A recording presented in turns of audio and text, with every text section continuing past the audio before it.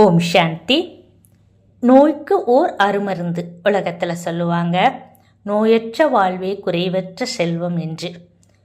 நோய் வரும்போதெல்லாம் மனதில் சோர்வு ஏற்படுவது போல அதில் தோன்றும் எண்ணங்களும் கூட அந்த சோர்வில் இருந்து பிறவி எடுக்கின்றன.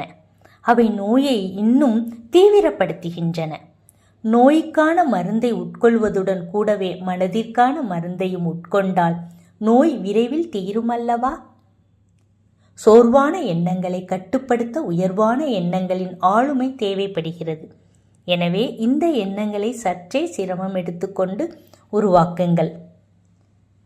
அதாவது நோய் வந்துட்டது, அதையே நினைக்க நினைக்க நினைக்க அந்த எண்ணத்தையே திரும்ப திரும்ப நினைக்க நினைக்க அந்த நோய் அதிகமாகிக் கொண்டே தான் இருக்கும்.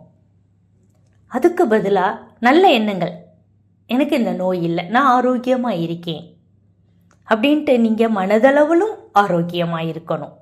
அந்த எண்ணங்களை கொண்டு வரவே கூடாது, நெகட்டிவ் எண்ணங்களை. அப்போ எப்படி கொண்டு வரணும்?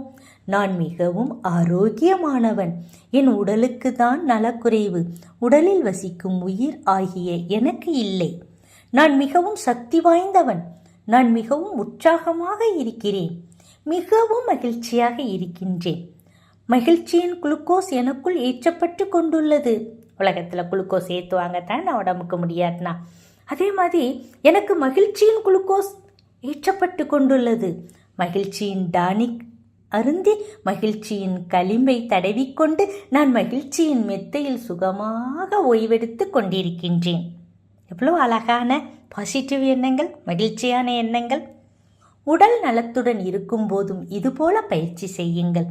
நோய் எதிர்ப்பு சக்திக்கு புதிய சக்தி கிடைத்துவிடும். நோயற்ற வாழ்வின் குறைவற்ற செல்வந்தர் ஆகுக. அச்சா. ஓம் சாந்தி.